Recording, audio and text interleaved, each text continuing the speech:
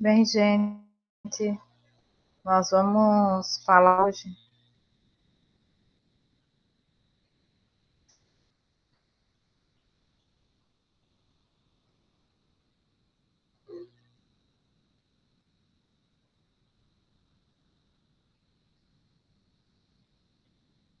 Bem, bom dia, gente.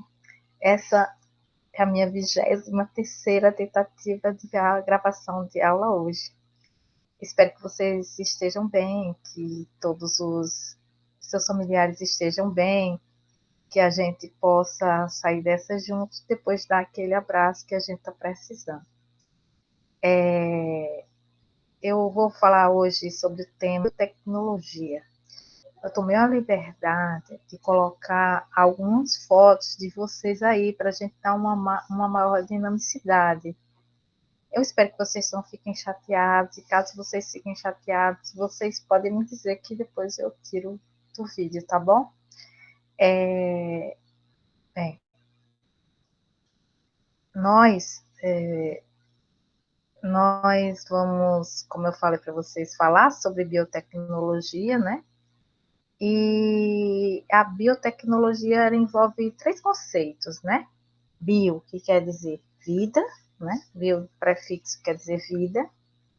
Técnico, que quer dizer técnica, né? E,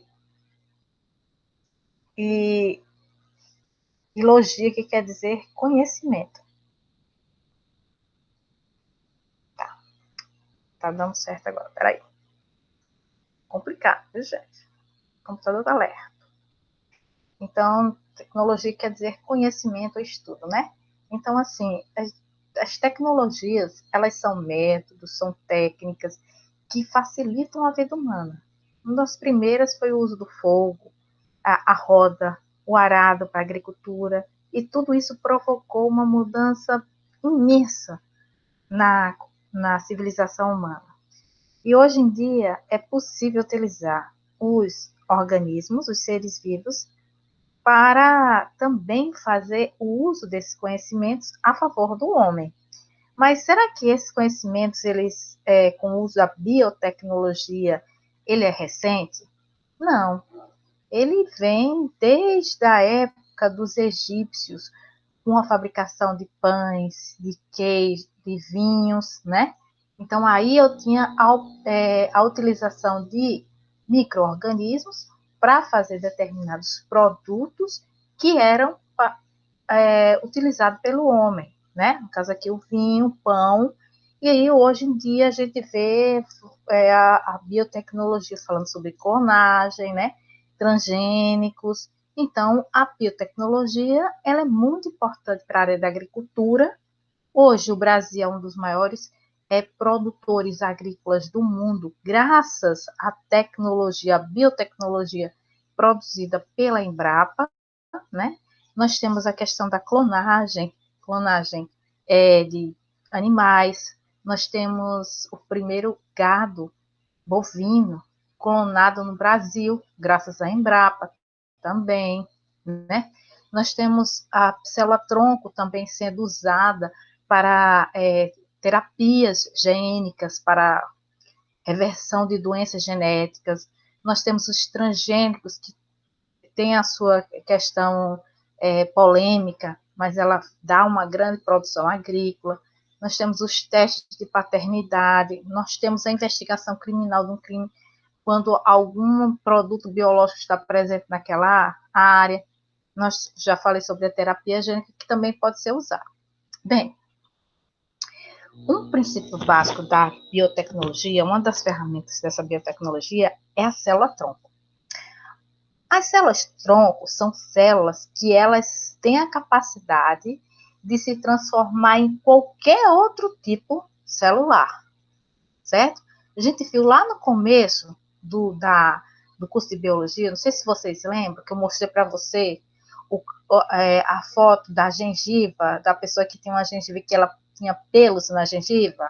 A gente falou daquele ator que ele tem 4 peitos, né?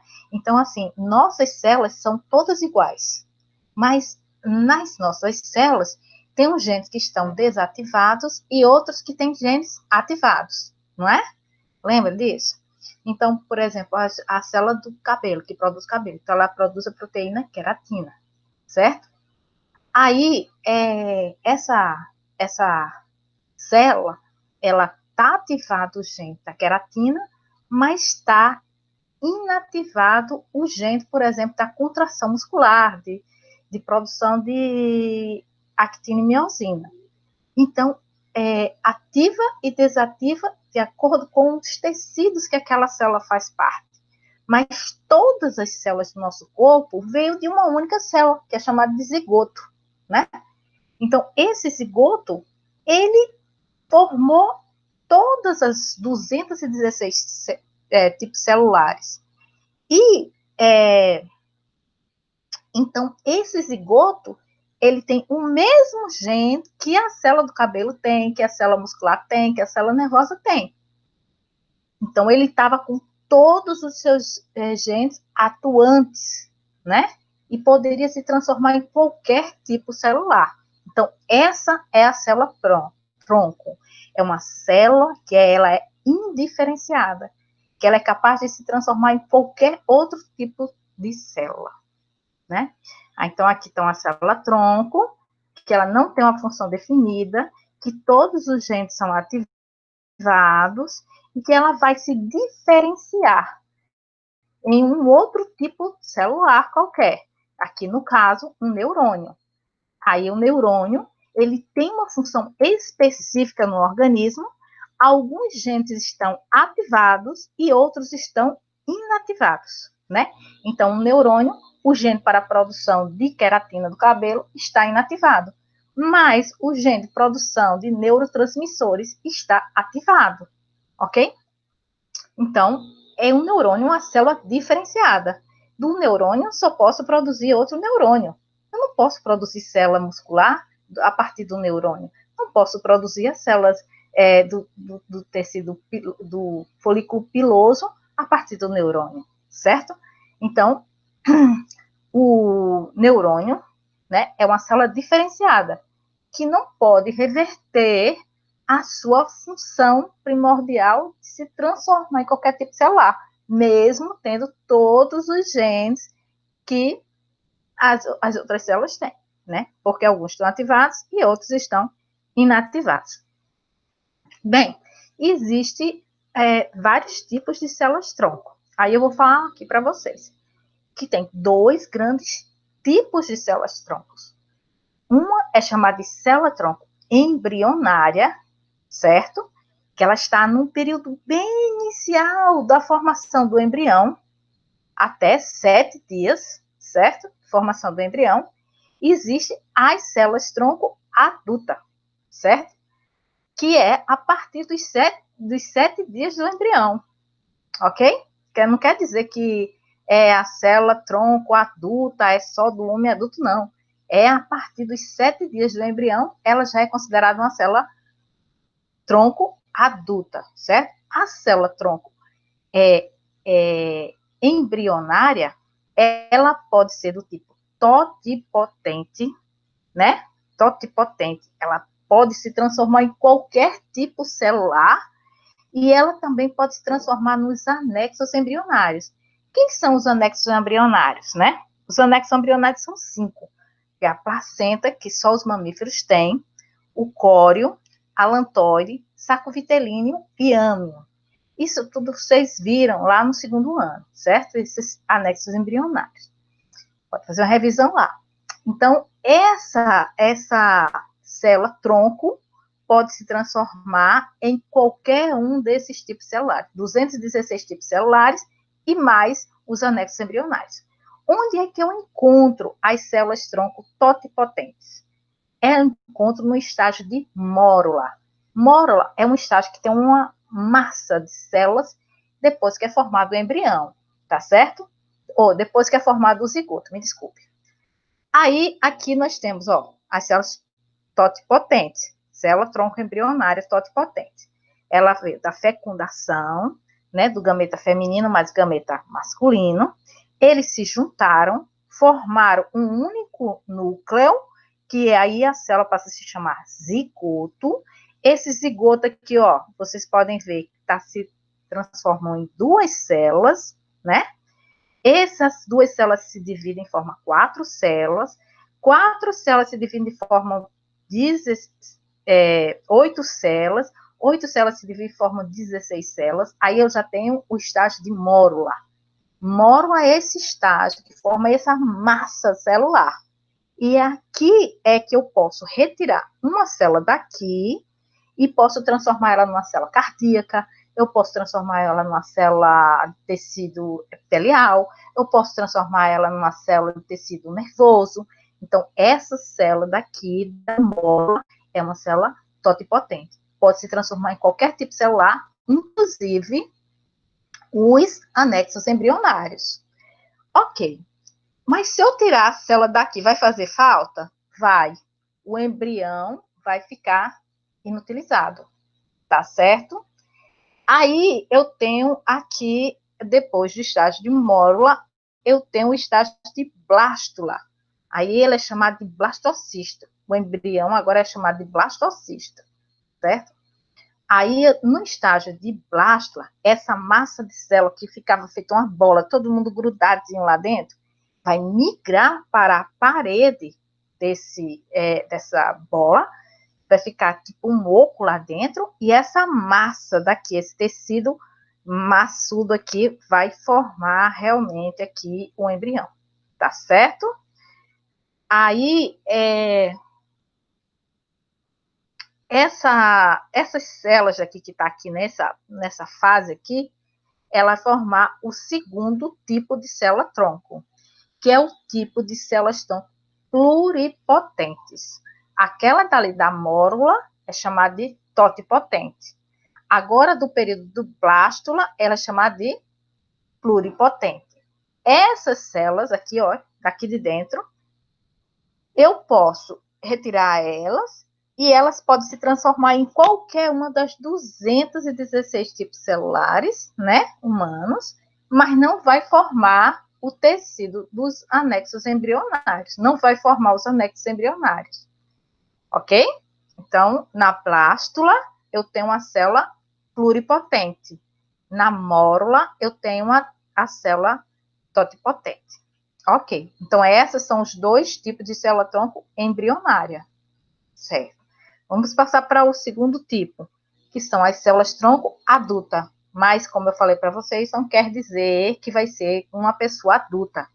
Pode ser, por exemplo, do cordão umbilical, tá?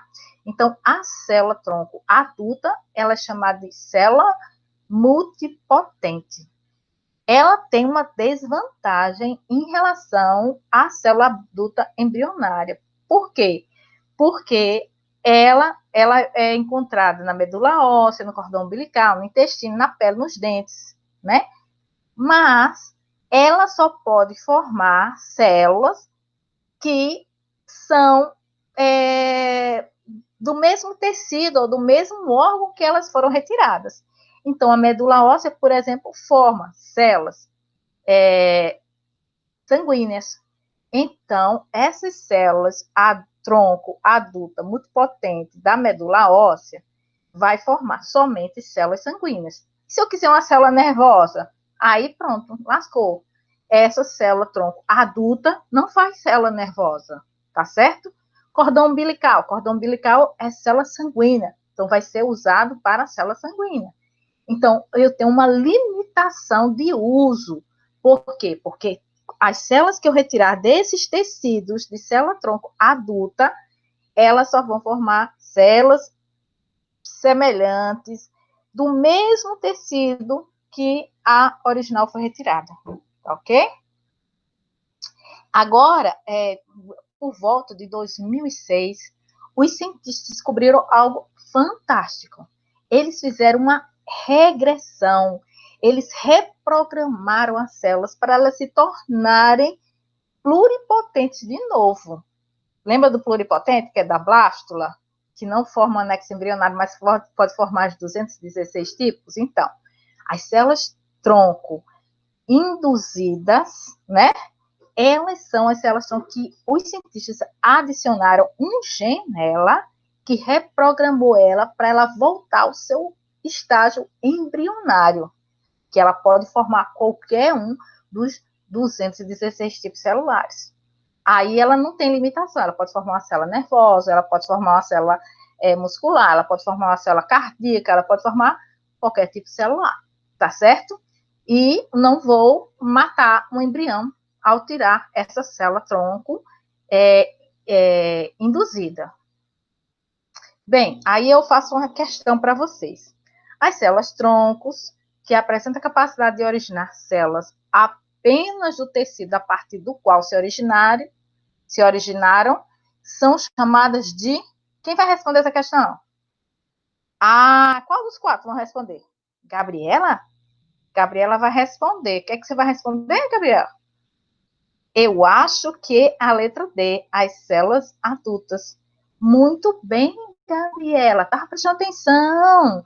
Então, as células adultas são aquelas células tronco que só podem produzir células, só podem originar células a partir do tecido de que se originaram, né? Muito bem. Agora, uma outra questão aqui do Enem 2010. A utilização da célula-tronco do próprio indivíduo, que é um caso de autotransplante, tem apresentado sucesso como terapia medicinal. Você pega, você está com algum problema, vamos supor que seja uma leucemia, certo? Aí você não encontrou doador. Aí você vai fazer um autotransplante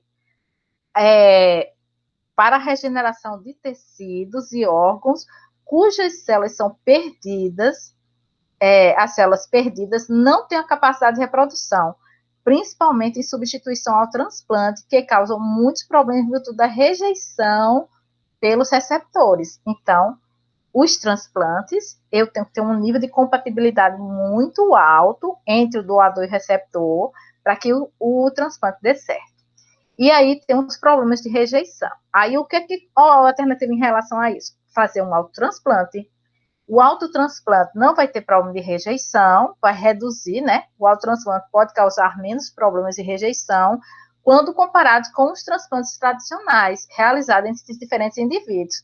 Isso por quê? Porque quem vai responder? Késia vai responder. É a letra C. Muito bem, Késia. As células tronco, né? Por que vai ter menos problema de rejeição? Porque a célula tronco, por serem doadas pelo próprio indivíduo receptor, apresenta material genético semelhante. Fantástico, Késia! Gente, vocês conhecem o Cleitinho, né? Que trabalha lá como assistente de aluno lá no IF, como apoio. Lembra dele? Viram? Pois é. Eu estou falando isso porque ele me autorizou a falar isso. O Cleitinho, eu já dei aula para muito tempo para ele. Ele foi meu aluno do ensino médio, logo que eu cheguei no IF, e ele estava com leucemia.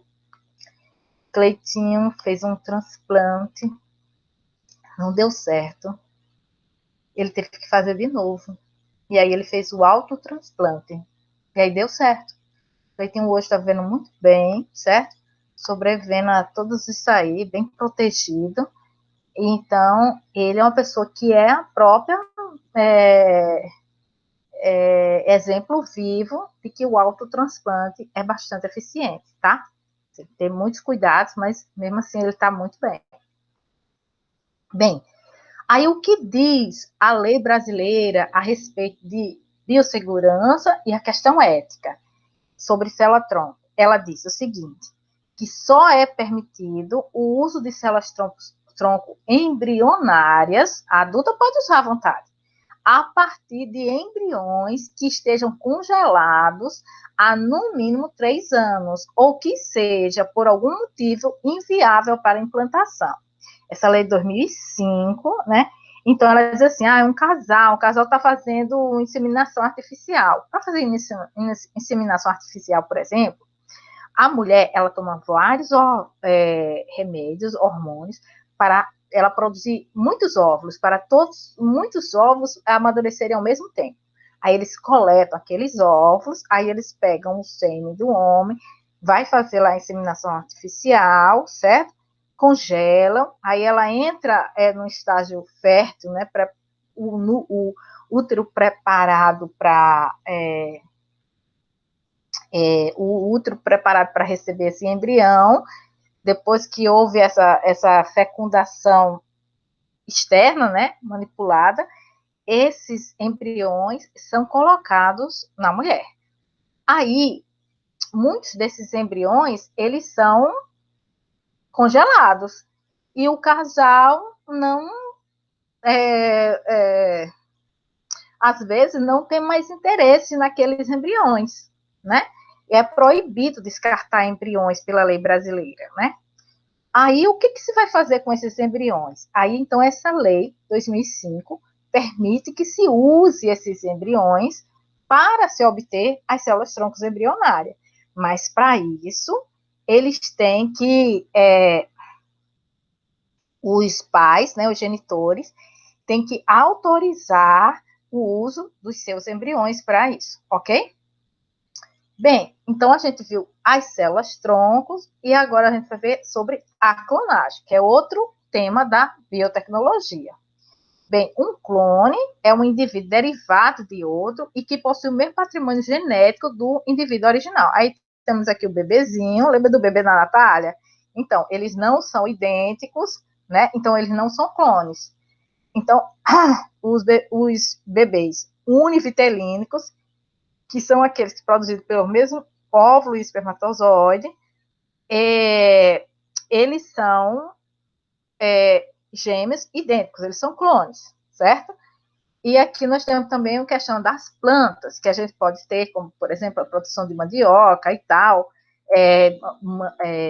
cana-de-açúcar também, né? Que você pega um caule, corta ele em vários pedaços, aí você vai produzir. Então, se aquela cana que foi retirada, aquele caule, ela é uma cana bastante produtiva e você der as mesmas condições para aqueles caules que foram cortados no solo, ela vai ser também muito produtiva, certo? Agora, se aquela cana ela é mais susceptível a alguma doença, isso também, os clones dela também vão ser susceptíveis à doença. Então, a clonagem, ele vai possibilitar você produzir grande quantidade de descendentes com características que você acha que é apropriada, certo? Então, a clonagem, eu tenho essa questão, né, da biotecnologia de fazer clones para aumentar uma produção agrícola, pecuária e tudo mais. Bem, nós temos a clonagem natural, que é tipo nascer um bebê gêmeo, né, um bezerro gêmeo, e nós temos a clonagem artificial, que ela pode ter uma finalidade reprodutiva, certo? Então, assim, uma pessoa quer produzir, quer ter um filho e tem problemas de engravidar. Então, ele pode fazer uma clonagem artificial. Isso não é permitido, né? A clonagem humana não é permitido. Mas eu posso fazer, por exemplo, de um bezerro. Então, o Brasil já tem tecnologia para produzir clones, já produziu, né? Inclusive, uma bezerra, que é o clone de uma outra vaca. Então, a clonagem reprodutiva, a clonagem artificial reprodutiva é permitida no Brasil para as espécies de produção pecuária, né? E também eu posso fazer uma clonagem artificial para fins terapêuticos, que vamos ver a seguinte. Seria o quê? Terapêutico que é para curar doenças, certo? Então, vamos lá. A clonagem artificial reprodutiva, ou seja, com a finalidade de reprodução, ela surgiu há muito tempo atrás. Mas o grande feito que todo mundo lembra de clonagem, lembra de quem? Da ovelha Dolly, né? Que é essa daqui. Essa é a Dolly, ela está empalhada no museu. Então, a Dolly é um ponto-chave, por quê? Porque a clonagem feita com a Dolly não foi feita de células embrionárias, foram feitas de células já diferenciadas. Então, vou contar aqui a historinha, como é que era. Observa aqui essa outra ovelha daqui, ó. Ela tem diferença da Dolly, não é por quê? Porque a cabeça dela é preta. Ó, os filhotezinhos dela, ela produziu, os filhotes dela, tudo mantém essa mesma característica, né? Sabe como é que é o nome dessa espécie? Parece que é Doben, né? Então, essa raça, né? Essa raça, espécie não, de ovelha, que ela tem uma característica bem definida, que é a cabeça preta. Então, como foi que foi produzida a Dolly? Então, pegou uma ovelha de cabeça preta, que ela doou o óvulo. Ela doou o óvulo. Mas os cientistas retiraram o núcleo daquele ovo. Então, o DNA dela foi retirado. Ficou só o quê? O citoplasma de um óvulo, certo? Tirou, ficou só o citoplasma. Aí ela pegou uma ovelha igual dessa daqui da Dolly, toda branquinha, ó. Pegou a célula mamária dessa ovelha, ou seja, uma célula que já estava diferenciada para produzir lactose. Pegou essa célula, tirou o núcleo dela, colocou dentro do citoplasma dessa outra ovelha da cara preta, deu uma carga elétrica, pronto, fez uma fusão da célula e montou um núcleo, um óvulo com um núcleo, com dois conjuntos cromossômicos, que é porque são células somáticas aqui das glândulas mamárias aqui da ovelha branca. Esse estímulo dessa carga genética e de todo o conteúdo do óvulo dessa ovelha doadora aqui, da cara preta, fez com que, a partir dessa célula diferenciada, que era a célula mamária, produzisse um embrião. Aí produziu um embrião. Aí os embriões formados, né, foram implantados numa barriga de aluguel. Observe que a barriga de aluguel é uma ovelha de cara preta. Aí teve a gestação dessa ovelha e nasceu quem? Nasceu Dolly, toda branquinha. Então, por que Dolly não nasceu com a cara da mãe que era da barriga de aluguel? Porque, como o nome está dizendo, essa ovelha daqui da cara preta, a única coisa que ela fazia era nutrir o embrião, mas o material genético não era dela. Por que também não era igual a essa daqui? Porque essa ovelha, ela doou apenas o citoplasma, não doou o núcleo, só doou o citoplasma. Então, a Dolly nasceu igual àquela ovelha que forneceu as células da glândula mamária. Eles depois fizeram o teste de DNA e verificaram que são um clone realmente. E depois disso, muitas espécies puderam ser clonadas. Hoje existe uma variedade muito grande, um mercado muito grande de espécies, de clone de espécies, né? Animais, né? Que é o mais difícil. Existe peixes, suínos, bovinos, macacos, tudo fruto de clonagem reprodutiva, com finalidade de reprodução. Então, você imagina que se tem uma espécie aqui, uma grande produtora de leite, então vou colocar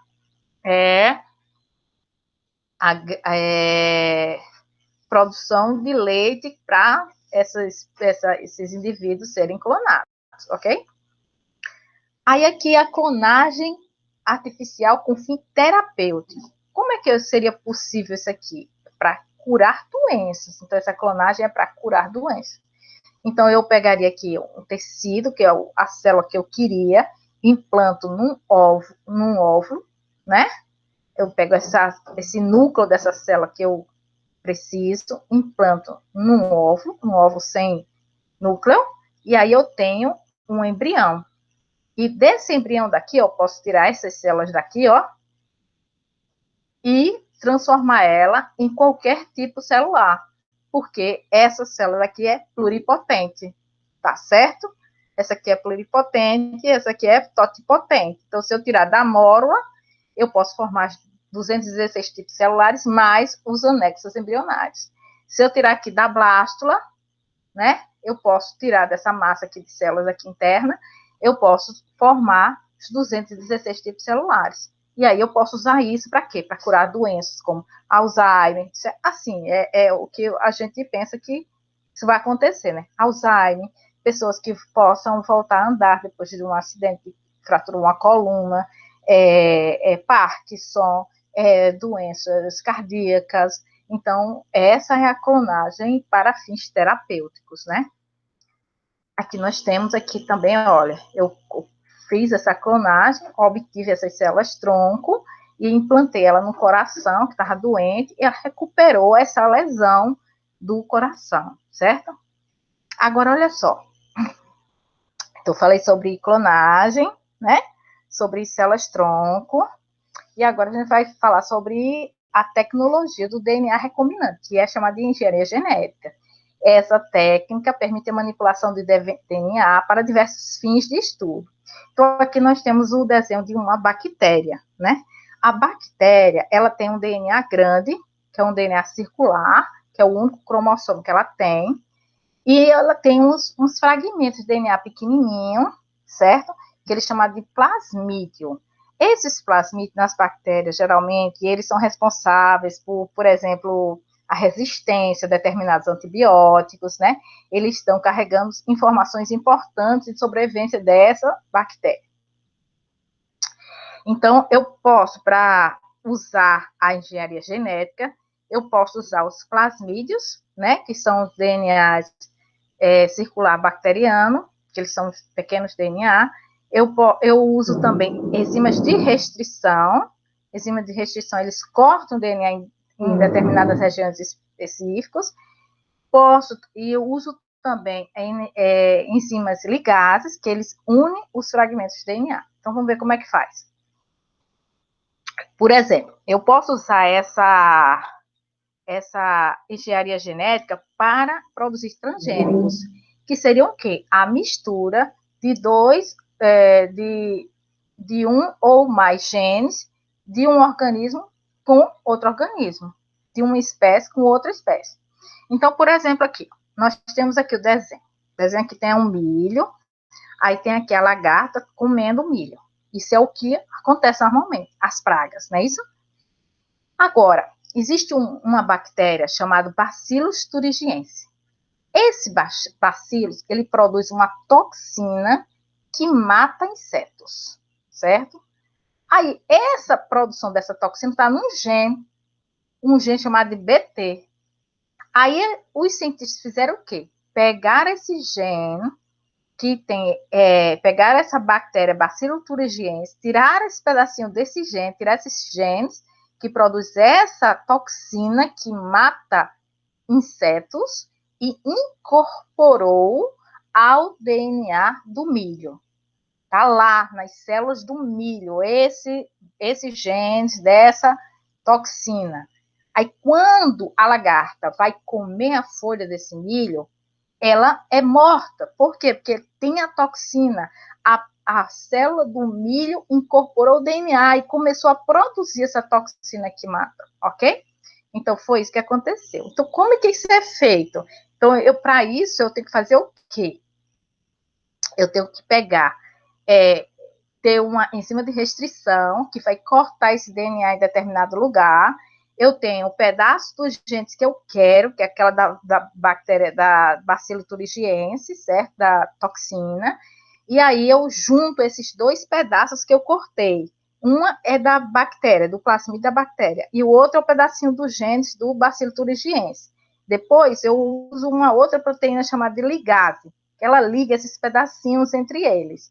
E aí eu coloco isso aqui tudo dentro de uma bactéria hospedeira. Aí essa bactéria hospedeira, ela vai multiplicar e produzir essa plasmídio, e ela pode produzir, por exemplo, a própria toxina, tá? Isso é feito, por exemplo, com insulina. Insulina também usa a tecnologia do DNA recombinante, da engenharia genética. Então, insulina hoje é produzida com engenharia genética. Alimentos transgênicos. Então, os alimentos transgênicos, né, eles são obtidos de duas fontes de origens diferentes. Então, eu tenho novamente, né, um pedaço dos genes de um organismo e junto com outro organismo. Aí existe uma problemática muito grande, que eu já vou passei o texto aqui para vocês, que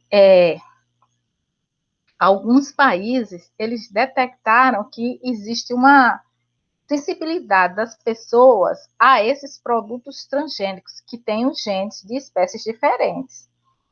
E eles, por exemplo, já proibiram a produção de transgênicos na sua região. Então, França, Alemanha, não permite mais. Então, a gente tem que ter cuidado com isso aí, que até que ponto está provocando alguma alteração na população humana, né? Agora, uma coisa interessante é que, ao comprar um produto, você saiba o que você está comprando.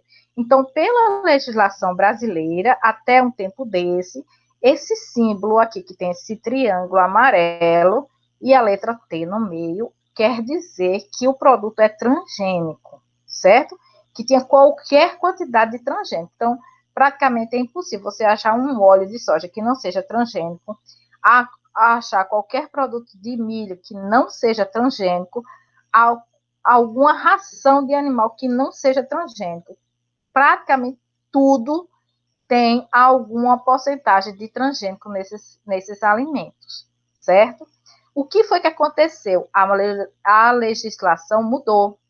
E aí ela está querendo dizer que só vai colocar esse símbolo se o alimento tiver mais de 1% de transgênicos na sua composição. Ou seja, a 1%, aí você já diz que é transgênico. Menos do que isso, você não informa a pessoa que é transgênico, ok? Bem, essa terapia gênica dos transgênicos, ela pode ser usada, por exemplo, para produção de anticorpos contra a AIDS. Então, já está fazendo um estudo sobre isso. O que foi que os cientistas fizeram? Pegou um gene de um anticorpo contra a AIDS, colocou dentro de um vírus e injetou dentro de um animal, né, que é um macaco que é usado na pesquisa, né, pesquisa com animais,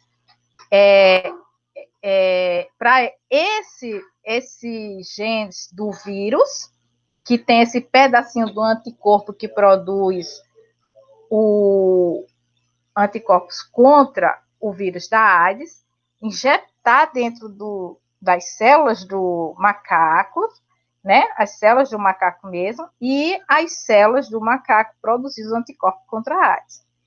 Isso não está dando certo até agora, né? Então, eles estão testando várias possibilidades para que se tenha sucesso. Então, é o uso da biotecnologia, no caso aqui a engenharia genética, a questão aqui da implantação de um gene dentro de um vetor, que no caso aqui é o vírus, para esse vetor inserir esse DNA dentro da célula humana, certo? E aí o sucesso não foi ainda não foi total, né? Podemos também usar a biotecnologia para identificar pessoas. Então, por exemplo, aconteceu num Brumadinho. Brumadinho, a gente teve 200, não foi, gente? 210 pessoas morreram. 11 corpos ainda estão desaparecidos. Bombeiros voltaram agora, depois dessa pandemia, a procurar esses corpos. Agora, já faz mais de um ano, os corpos estão em decomposição. Muitas vezes ele não estava mais achando o corpo, estava achando um pedaço de mão, algum pedaço do corpo. E como identificar aquelas pessoas? Aí ele usava a questão de a identificação através do DNA. Aí o que ele faz, né? Então, ele tem aqui as enzimas de restrição, que é a enzima que corta o DNA. Ele corta em locais específicos. Ó, ele corta aqui nesse sentido aqui, ó, CCGG. Então, ele só corta se da fita do DNA tiver isso, ó, CCGG. Cortou. Aqui outro pedacinho, ó, CCGG, cortou. Mas esse aqui, ó, ACGG, é diferente, então ele não corta. Então, essa enzima de restrição serve para cortar o DNA em locais específicos.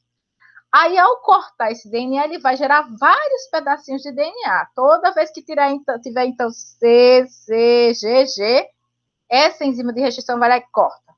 Aí vai, corta, corta, corta. Então, vai formar vários pedacinhos de DNA, certo? Aí, esses pedacinhos, esses fragmentos de DNA são colocados numa placa com gel. Aí vai colocando aqui, ó, pipeta aqui, colocando aqui, aqui, aqui, aqui. Aí tem um gel aqui, ó. E aí ele coloca uma carga elétrica aqui embaixo e uma carga elétrica em cima. Aí, pela questão de atração, esses pedaços de DNA, eles vão migrar, certo? Vai ter a questão do tamanho do pedaço de DNA e da sua atração pela carga negativa ou pela carga positiva. Aí eles vão migrar e vai formar uma... Ai, gente, apareceu, ó. Já vai aparecer uma imagem como essa daqui, ó. Certo?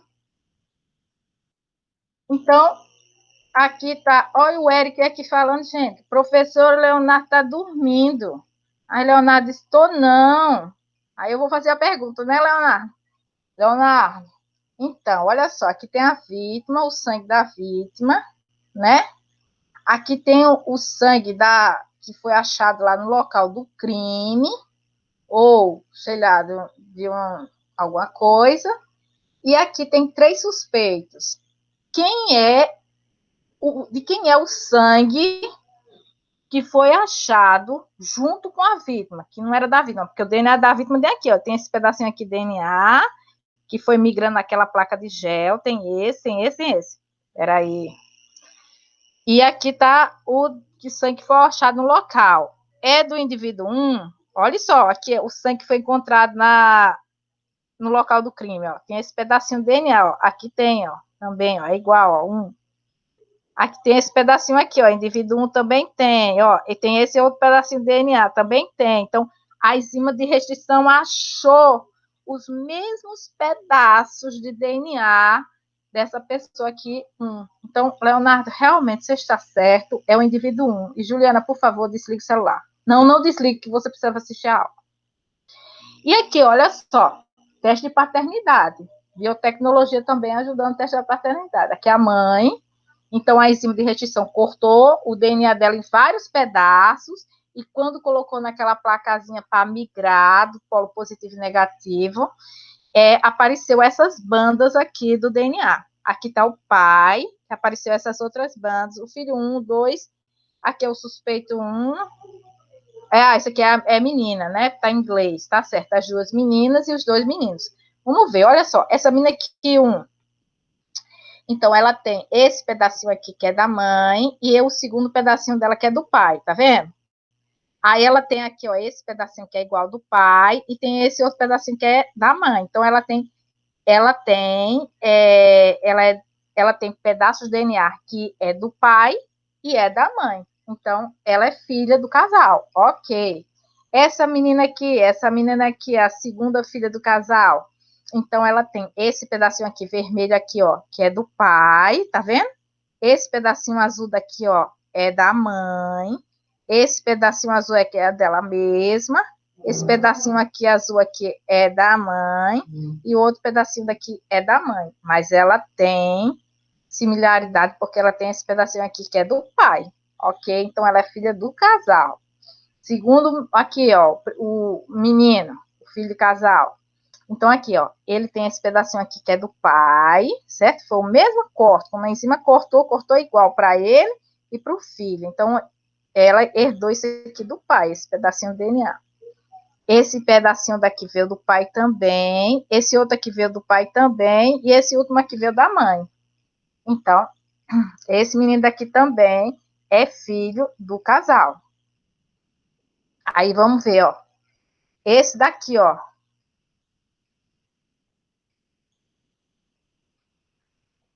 Peraí, gente. Esse daqui, ó. Então, ele não tá coincidindo, né? Ele aqui é da mãe, né? Da mãe. Agora, não tem nenhum pedaço que seja do pai, ó. Não coincide, tá vendo? Não coincide aqui, ó. O pedaço aqui do pai deveria ser nessa posição aqui, ó.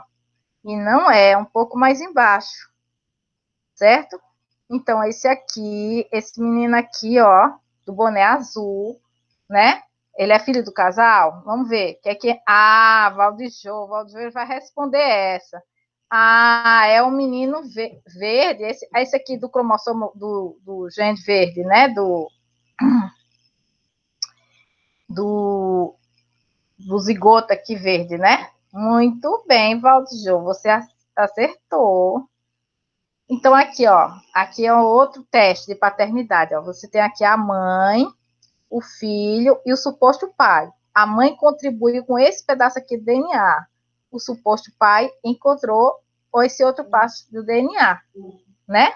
E aí, esse filho realmente é filho do casal. Aqui esse filho tem o pedaço da mãe, mas não tem nenhum pedaço do pai, ó, tá certo?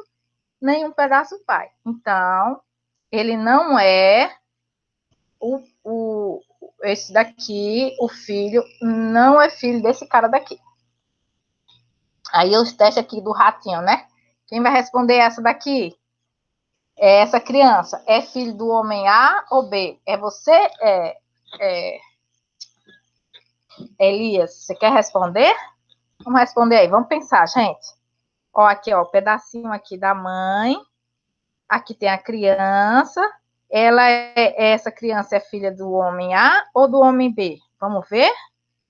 Qual os pedaços que coincidem com os homens? Qual é o pedaço? É do homem A ou do homem B? Vamos ver, Elias? Do homem A. É isso mesmo? Ele é filho do homem A?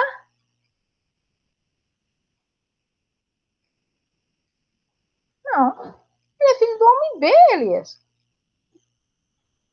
Olha aqui, ó. Ele é filho do homem B. Olha, tem esse pedacinho aqui que é igual, ó, do homem B, né? Tem esse outro pedacinho aqui que é igual ao do homem B. Não, do homem B, Elias. E aqui, gente, outro teste de paternidade. Observa aqui, ó, filho 1, filho 2. O filho 1, o filho 1, ó, tem um pedacinho desse outro homem aqui, ó. Tem um pedacinho desse outro homem aqui, ó. Então, filho 1, a Daniel vai responder. E aí, Daniel? Ele é filho do urso, do outro homem. Muito bem, Daniel. É isso aí. Então, gente, é muito cansativo, é um pouco desgastante preparar essas aulas. Eu espero que dessa vez dê certo. Já é minha 20ª, 40ª, sei lá qual tentativa. E eu encontro vocês todos no nosso encontro lá no Google Meet, tá bom? Um beijo grande, faça as atividades aí para vocês.